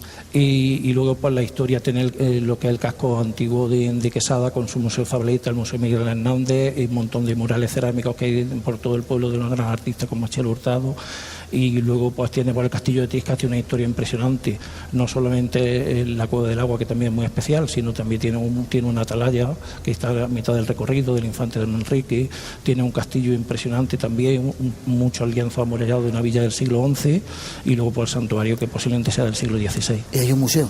¿Me has dicho? ¿Museo de...? El Museo Zabaleta en Quesada y Museo Zabaleta Miguel Hernández. Vale. Sí. A ver si mañana podemos verlo. Pido un aplauso para ti, te doy las gracias. Nos han dicho ya que hay una página web. Hay distintas páginas web que se puede acceder para verla, por ejemplo, la del CIPAC, que es el Centro de Interpretación del Patrimonio Arqueológico de Quesada, la del Ayuntamiento de Quesada y la del Museo Zabaleta. Pueden poniendo eso y pueden poniendo Quesada, saldrían. Se lo digo a nuestros oyentes. Echarle un vistacito a esta zona mágica. Ahora vamos a entrar un poquito más en ella. El Santo Reino lo llamaban los templarios, porque es un lugar perfecto para conocer. Ten cuidado con los visitantes de dormitorio, esos que llevan sombrero. Tendremos cuidado con ellos, sí. Te doy las gracias. Muy gracias. Bien, pues muchas gracias. Gracias a ti.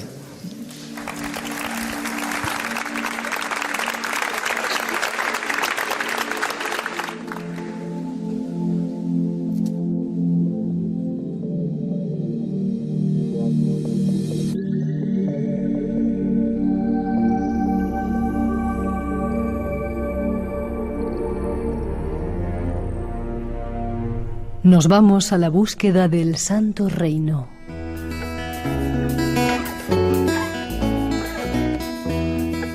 Rodeada de un mar de olivos, al pie del Cerro de Santa Catalina, se ubica la que fuera conocida como capital del Santo Reino. Jaén es una ciudad que ha sabido evolucionar con los tiempos. Desde siempre tierra de frontera, crisol de culturas, un entramado de calles recoletas y pronunciadas pendientes, donde tradición y modernidad conviven en perfecta armonía. Jaén, el Santo Reino. Tratemos de averiguar por qué. El término Santo Reino data del siglo XIII, en el marco de la Reconquista. Dicha denominación estuvo íntimamente relacionada con la labor de los templarios, quienes se interesaron por una zona de la península que llamaban el Santo Reino. Una tierra con un rico pasado histórico relacionado con el ocaso del reino visigodo de Toledo. Hay varias teorías que pretenden explicar el porqué de tal denominación de la provincia jienense. La primera tiene que ver con la reliquia del Santo Rostro. Se guarda y venera en la capilla mayor de la Catedral de Jaén como símbolo representativo de la provincia. Otras tienen que ver con la magia y el ocultismo. Desde la Edad Media se consideró a Jaén como Santo Reino. Corrientes de índole ocultista habrían considerado a Jaén como un territorio sagrado y mágico, testigo que recogieron los templarios. Esta noche estamos en ese Reino Santo y buscamos respuestas a sus misterios. Nos ayudan nuestros invitados.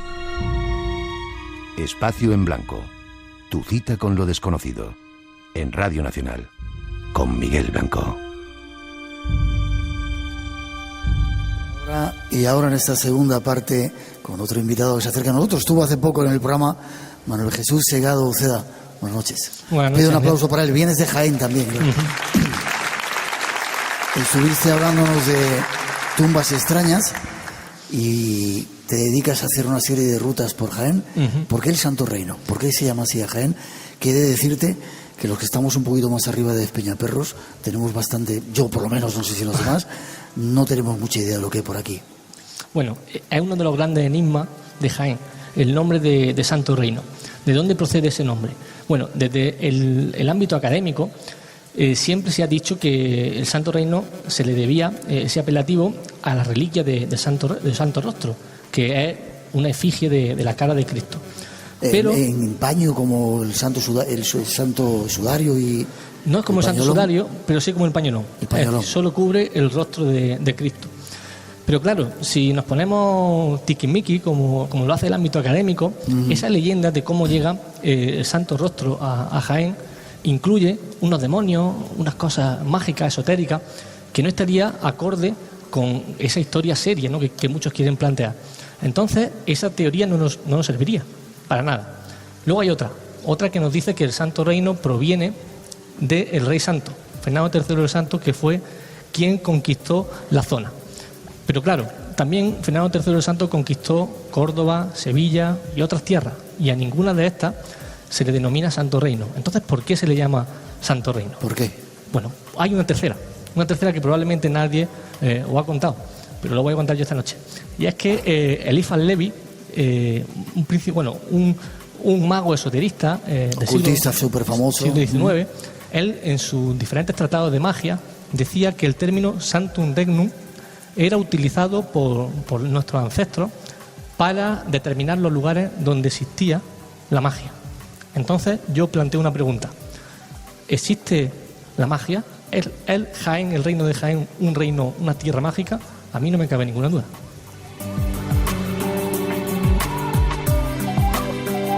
Pero es mágico Huelva, Huesca, Zaragoza, Teruel, Madrid incluso, con mucho follón de tráfico.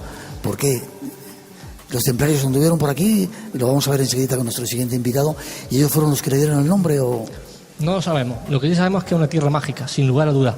Nos encontramos una tierra que está trufada de elementos mágicos, de elementos sagrados, grandes reliquias, no solo la de Santo Rostro, sino que también encontramos 2 copias de la Sábana Santa de Turín, en Noalejo, y encontramos un montón de cosas mágicas. Por ejemplo, la Mesa de Salomón, que su historia pues pasa por aquí, por Jaén.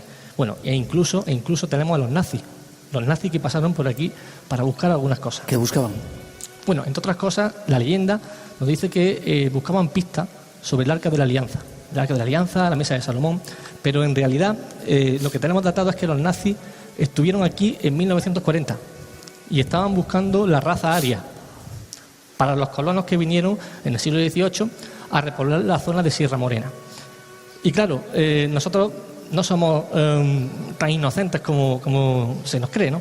Entonces, en aquel momento, los jiennenses de la zona de la Carolina y de esa zona de las nuevas poblaciones hicieron una artimaña, porque los nazis lo que querían era buscar la raza aria en esos colonos que vinieron de Centro Europa.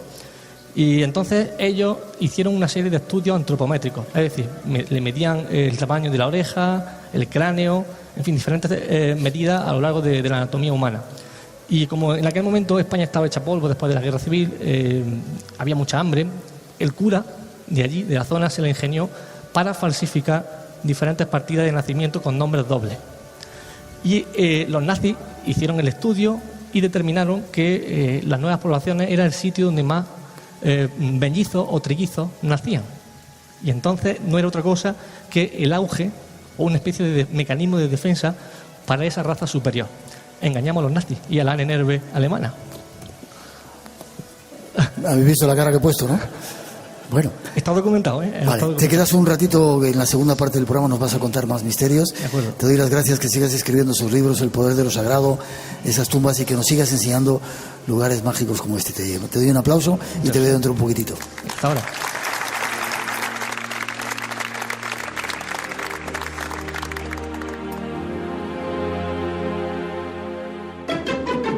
Radio Nacional, el sonido que nos une. Nómadas. Hawái no solo son rascacielos, en realidad Hawái es esto, verde, rodeado por el mar. Tierra de agua y fuego. Donde todavía hay volcanes en erupción, como el Kilauea. Nómadas, con Álvaro Soto. Este domingo lo pasamos en Hawái. A la 1 de la tarde, mediodía en Canarias. Radio Nacional de España, el sonido que nos une. Espacio en blanco. Tu cita con lo desconocido. En Radio Nacional, con Miguel Blanco. El misterio continúa.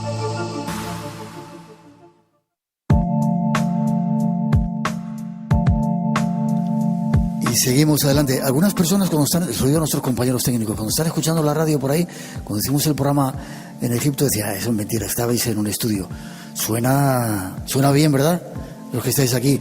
Gracias a Rafael Marto, Juan Carlos Fernández, Pablo López, que está por ahí, Javier Valverde y Gonzalo Martínez, hacen que la magia funcione, y que aun estando en un lugar como este, que hasta no teníamos casi ni enchufes, pues las cosas suenan así. Saludar a nuestro siguiente invitado que nos llega, José Manuel Morales. Buenas noches. Muy buenas noches, Miguel. ¿Cómo estás? Encantado de estar aquí con el maestro de maestros otra vez. Por favor. Estuviste en Madrid porque presentabas un libro sobre templarios. Sí, correcto. Pero eres un experto, esta es tu zona, ¿no? Córdoba, sí, Jaén. Andalucía, sobre todo Andalucía es la zona que mejor trabajo porque es la que me pilla un poco más a mano. Vale, déjame, porque tengo por aquí algunos datos tuyos. Licenciado en Administración y Dirección de Empresas. Sí. ¿Tienes un programa de televisión que se llama Córdoba Misteriosa? Bueno, ahora mismo no lo estamos haciendo, pero lo he tenido. Vale, y os dedicáis a hacer también, a enseñar a la gente que hay lugares súper especiales en Córdoba, en Jaén, en diferentes partes, ¿no? Sí, soy el fundador de Rutas Misteriosas, un proyecto en el que, bueno, queremos acercar el misterio al gran público y lo estamos haciendo en varias ciudades de España. Este es nuestro invitado. Con él nos vamos a descubrir algunos de los misterios que hay en este sitio, algunos de los personajes que pasaron por esos lugares. Tras esa introducción lo vamos a escuchar.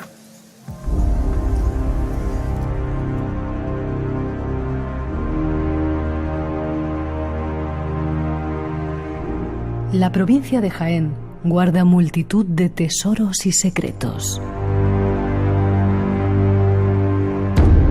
Entre ellos huellas templarias, como el Castillo de la Iruela. El popular escritor Juan Eslava Galán nos muestra uno de sus sitios favoritos. Y la ruta de los castillos, que como todo el mundo sabe o no todo el mundo sabe, en Jaén hay la más alta concentración de castillos de Europa.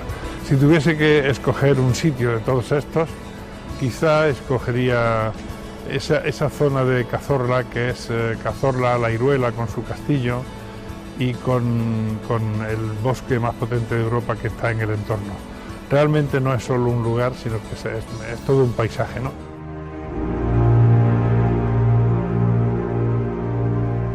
Busquemos las huellas templarias en este territorio que hoy visitamos.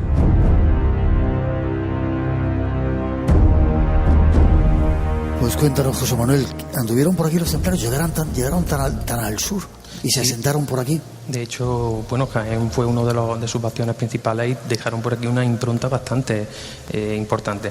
Por un lado tenemos las huellas físicas, las materiales, las que cualquiera de nuestro público, de nuestros oyentes, pueden visitar en la provincia de Jaén. Por aquí cerca encontramos, por ejemplo, en Cazorla, lo ha dicho Juan Eslava Galán, el Castillo de la Iruela, que es uno de los principales enclaves templarios de toda España. ¿Sigue estando visitable, sigue estando en pie? Sí, de hecho está en pie, se ve desde toda Cazorla y de hecho, bueno, una fortaleza impresionante que está en el borde de un precipicio, vigilando la localidad, y es auténticamente impresionante. Y debajo dice la leyenda que se encuentra la Gruta de las Lamentaciones, que es donde, bueno, pues podrían haber enterrado los templarios algunos de sus tesoros. ¿Por ejemplo?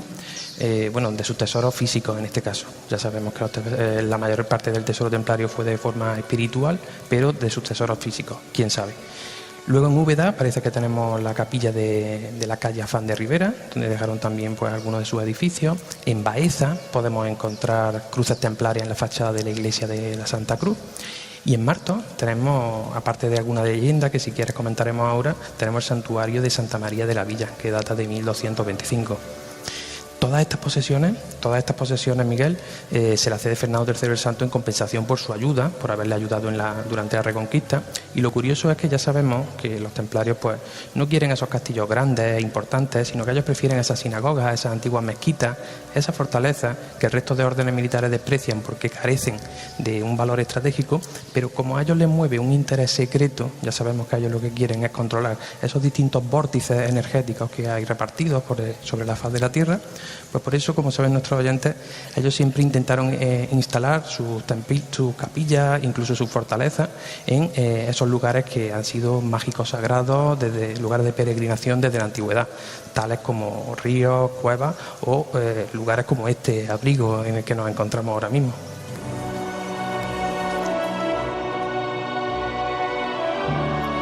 Dime el sitio más cercano al que hayan estado templarios de aquí, de donde estamos, de la Cueva del Agua. Bueno, yo creo que sería la Iruela, porque está a muy poquitos kilómetros, en Cazorla, como hemos comentado.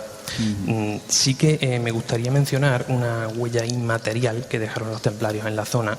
No está tan cerca como Cazorla, pero bueno, sí que es verdad que en Martos, en la misma provincia de Jaén, pues tenemos una tradición muy importante y que, bueno, supongo que todos los asistentes hoy y el público público apesado en estos temas, conocerá la maldición de los templarios, ¿no? Aquella que dice que cuando Jacques de Molay estaba frente a la catedral de Notre Dame y lo estaban quemando, pues lanzó una maldición contra el Papa y contra Clemente V, contra el rey Felipe IV y contra Clemente V, emplazándolo ante el Tribunal de Dios en un plazo determinado a cada uno, ¿no? Lo que quizás no todo el mundo conoce es que esa profecía, esa tradición, tiene su origen probablemente aquí, en la provincia de Jaén, concretamente en Martos, como te comentaba. Parece ser que, Fernando IV de Castilla mandó despeñar a 2 caballeros de la Orden de Calatrava por la Peña de Martos, por un crimen que no habían cometido, y al igual que pasó allá de Molay, pues estos calatravos acusaron al rey de ser injusto y le emplazaron ante el Tribunal de Dios, es decir, le emplazaron a una muerte segura en el plazo de un mes. Estamos hablando de un hombre que tenía 26 años, que estaba en la flor de su vida y que a partir de esa maldición comienza a encadenar una enfermedad tras otra y al levantarse de una siesta aparece muerto. O sea, esto lo curioso es que ocurre año y medio antes de la quema de Jacques de Molay. Lo que quiere decirnos, o atando un poco cabos, tenemos que tener en cuenta que la Orden de Calatrava es una filial del Temple, con la que compartía mucha simbología, con la que, sabemos que muchos de los templarios luego ingresaron en Calatrava porque eran órdenes muy similares, y fíjate qué curioso que año y medio después los franceses lancen esta maldición también, lancen esta tradición, pero claro, los franceses la hacen como si fuera suya, cuando en realidad probablemente la hayan copiado de esa historia que sucedió realmente aquí en España y concretamente en la Peña de Martos.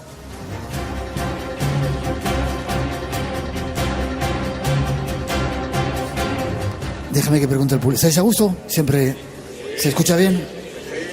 Vale. Vírgenes negras, ¿también qué tienen que ver con los templarios?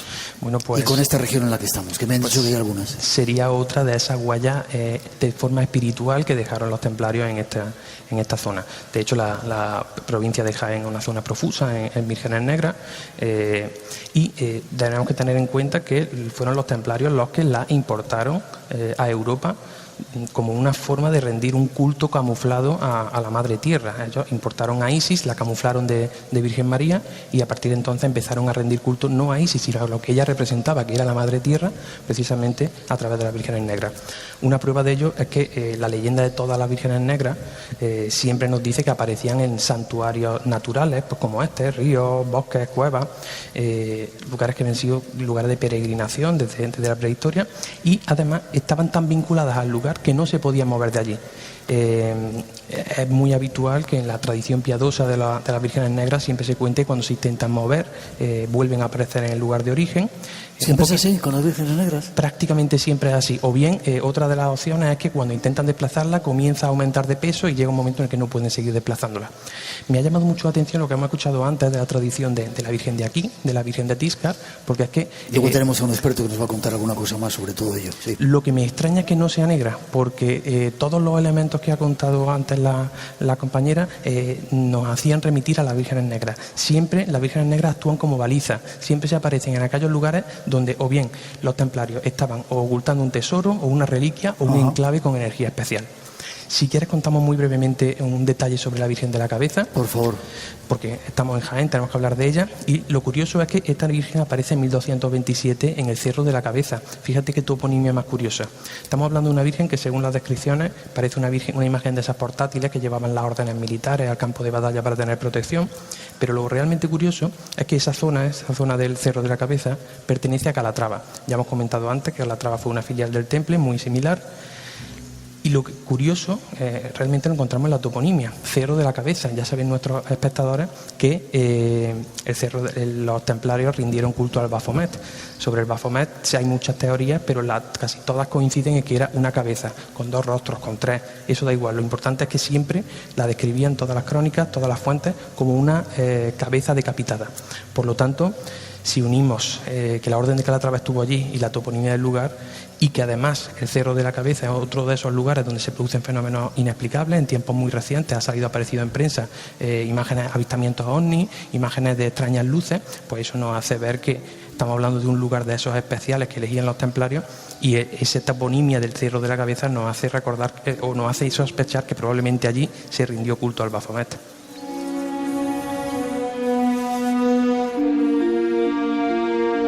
Seguro que algunos historiadores se van a meter contigo con lo que has contado. Déjame que demos un pasito más en cosas que tienen que ver con Jaén. Hay otra introducción, Espacio en Blanco, esta noche especial, esta tarde aquí, desde la Cueva del Agua, un programa de esos históricos que queremos que sea y que llegue a montones de países, como a veces escucháis otras ediciones.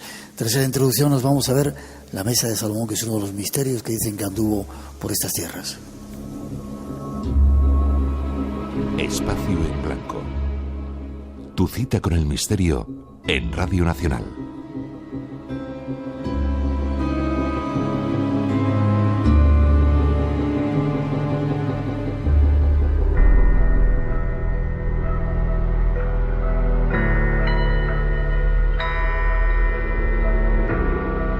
Sigamos nuestro viaje a la búsqueda de tesoros, reliquias sagradas y misterios. Nuestros compañeros de Cuarto Milenio nos brindan esta información. Cuentan los viejos textos sagrados que hace casi 3000 años el rey Salomón recibió por mandato del mismísimo Dios la tarea de construir un templo en la tierra de Israel, donde se reflejara todo su poder y grandeza. De aquella edificación, resurgida siglos más tarde de sus cenizas, tan solo queda hoy el Muro de las Lamentaciones, donde miles de judíos rezan a diario clamando a través de sus gargantas la gloria perdida de su pueblo. En la parte más sagrada de aquel recinto se guardó uno de los objetos más importantes de la antigüedad, la Mesa del Poder, o Mesa de Salomón, donde se reflejaba el nombre secreto de Dios. Pasaron los siglos, y tras varias vicisitudes, la Mesa de Salomón acabó, según todas las fuentes escritas, custodiada en una cueva de Toledo, como parte del tesoro de los visigodos. Tras la conquista árabe de la península ibérica, esta pasa a poder de los musulmanes, y ahí se le perdió la pista, hasta comienzos del siglo XX, cuando documentos hallados en Jaén dejan un rastro que hoy podemos seguir.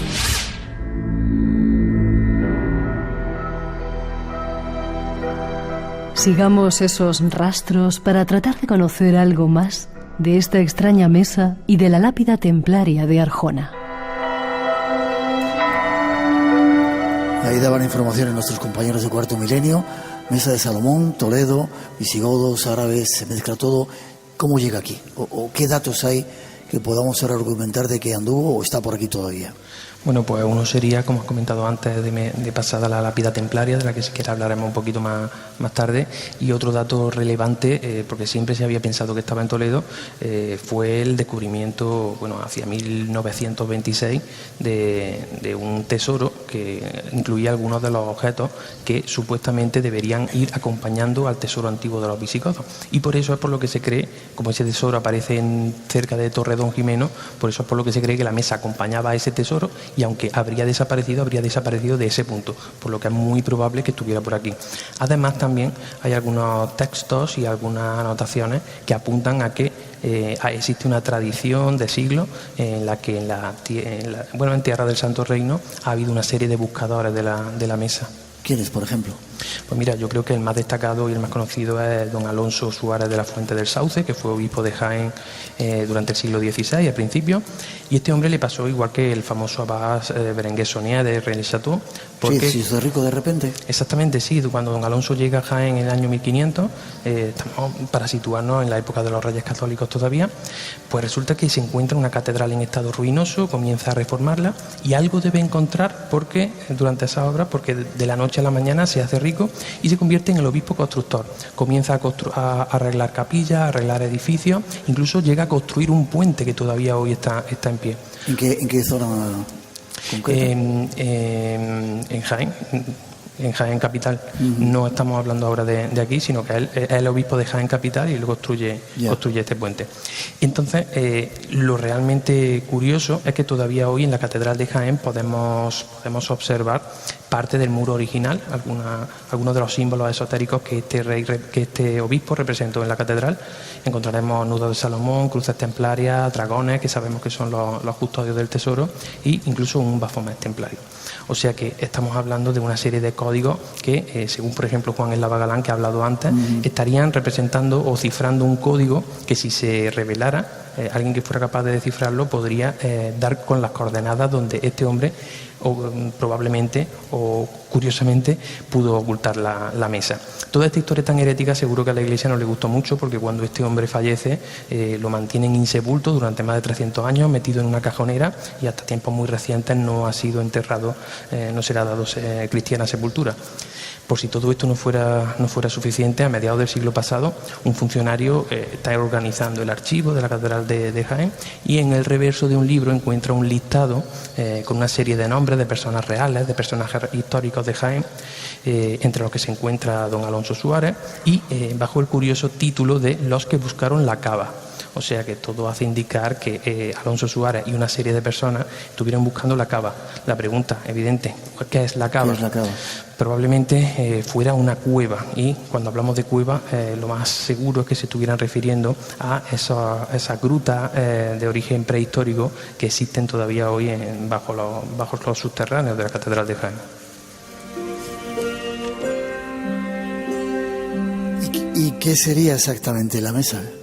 Bueno, pues, ¿se sabe? ¿Sería un cristal? ¿Sería un espejo? ¿Sería algo que, si te miras, dependiendo de cómo estuvieras, te lo reflejaba? Muy probablemente fuera todo eso, porque tenemos que tener en cuenta que, claro, en la época en la que esto se construye, bueno, se cree que se fabrica hacia el 930 a.C., pues no tenemos forma la gente no sabía explicarlo. Lo más probable es que fuera una especie de espejo o de superficie lisa, que es el que reflejaba los objetos, por eso lo consideraban un espejo con patas. 930 a.C., ¿en Israel lo construyeron los judíos? ¿O? Sí, en el Templo de Salomón.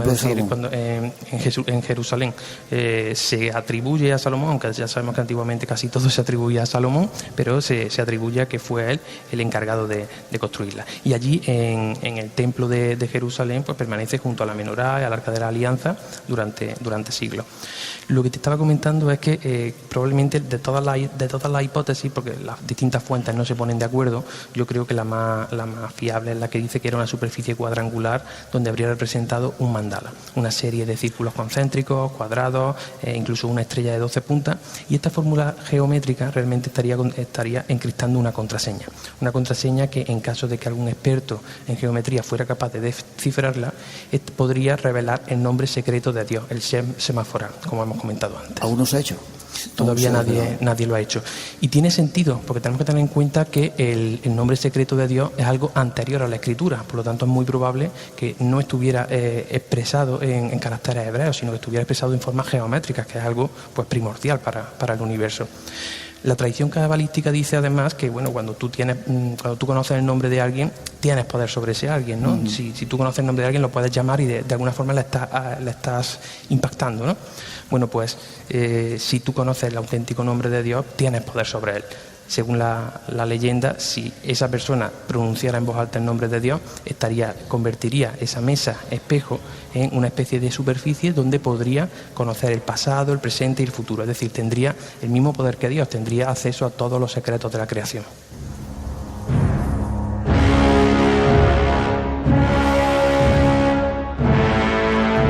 Nos quedan 3-4 minutitos para terminar esta primera hora y me falta que me hables de la lápida, esa extraña lápida.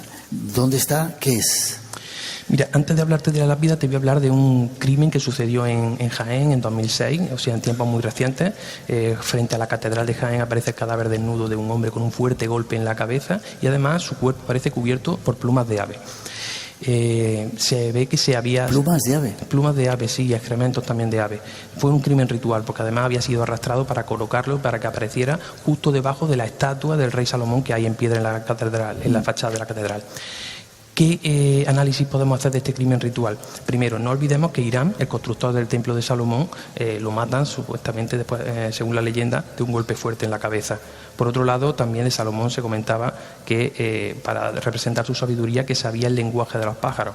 Es decir, que de alguna forma tenía muchos elementos en común o de alguna forma quien había presentado el cadáver quería que todo esto fuera relacionado con Salomón. Quizá estaban dando una advertencia a qué le pasaría a todo aquel que se acercara demasiado a la mesa. ¿Y por qué te digo esto? Porque esto no es un caso aislado, sino que parece que todo el que ha buscado la mesa y se ha acercado demasiado ha encontrado una muerte violenta.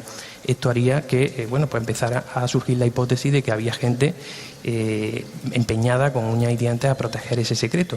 Y todo esto parecía que era algo novelesco, algo a quien nadie hacía demasiado caso, hasta que en tiempos recientes se demuestra que en efecto existió en Arjona, entre finales del siglo XIX y principios del XX, la logia de los 12 apóstoles. No está de ninguna manera vinculada a estos crímenes, pero sí que es curioso que existiera una sociedad secreta que intentaba buscar el conocimiento a través de la mesa de Salomón. Esta logia se reunía en la cripta del Barón de Velasco, de la que ahora hablará un compañero, que se encuentra bajo la iglesia de San Juan de Arjona, y en su pared se encontraba una estela cuadrada de mármol cuyos símbolos parece que eran exactamente iguales que los que la tradición judía decía que estarían inscritos, ese mismo mandala, esa misma fórmula geométrica que estaría inscrita en la mesa de Salomón original. ¿Qué quiere decir esto? Que si la mesa ha desaparecido, porque probablemente la fundieron, porque estaba hecha de oro y probablemente el ser humano pues la ha querido convertir en dinero, es muy probable que ese poder espiritual, esos símbolos, que era la parte importante de la mesa, se hayan salvado y estén ahora mismo expuestos en esa lápida templaria, que es como ha sido conocida, y que a día de hoy nuestros oyentes pueden ver y tocar porque está expuesta en el patio interior del Ayuntamiento de Arjona. Te iba a decir si se podía ver, ¿se puede ver y tocar, dices? Se puede ver, el Ayuntamiento está abierto y cualquier persona puede ir, de hecho me consta que acude bastante gente a verla e incluso algunos grupos relacionados con neotemplarios y neomasones. Siguen existiendo entonces sociedades secretas como la película esa de El Código Da Vinci y Ángeles y Demonios, que están protegiendo secretos que no quieren que desvelemos? No lo podemos garantizar porque evidentemente no se anuncian de forma abierta, pero yo estuve con el compañero Manuel Jesús, que está aquí en el programa, y nos lo estuvieron confirmando, que de vez en cuando se acerca gente interesada en conocer esa lápida, gente que viene de Alemania y que lo que quieren es conocer, ver las fórmulas geométricas para tratar de descifrarlas. Qué curioso. Antes de despedirte, si tuvieras que recomendar a nuestros oyentes que están escuchándonos, no los de aquí, de Andalucía, de Jaén, un lugar para visitar inevitablemente en esta zona, ¿cuál dirías? En toda la provincia de Jaén, bueno, no voy a ser muy original, la catedral. Yo creo que la catedral es absolutamente imperdible por toda la magia que tiene. Sí, catedral. Algún día tendremos que hacer una visita contigo, ¿vale? Vale. José Manuel Morales, os pido un aplauso para él. Y te pido forma de contacto por si quieren saber más del trabajo que hacéis. Bueno, pues para conocer sobre mi trabajo, josemanuelmorales.net, y para conocer sobre las visitas guiadas que hacemos en distintos puntos de España, rutasmisteriosas.es. Ha sido un placer que hayas estado aquí con nosotros y espero que me lleves a una de esas rutas, ¿vale? Perfecto.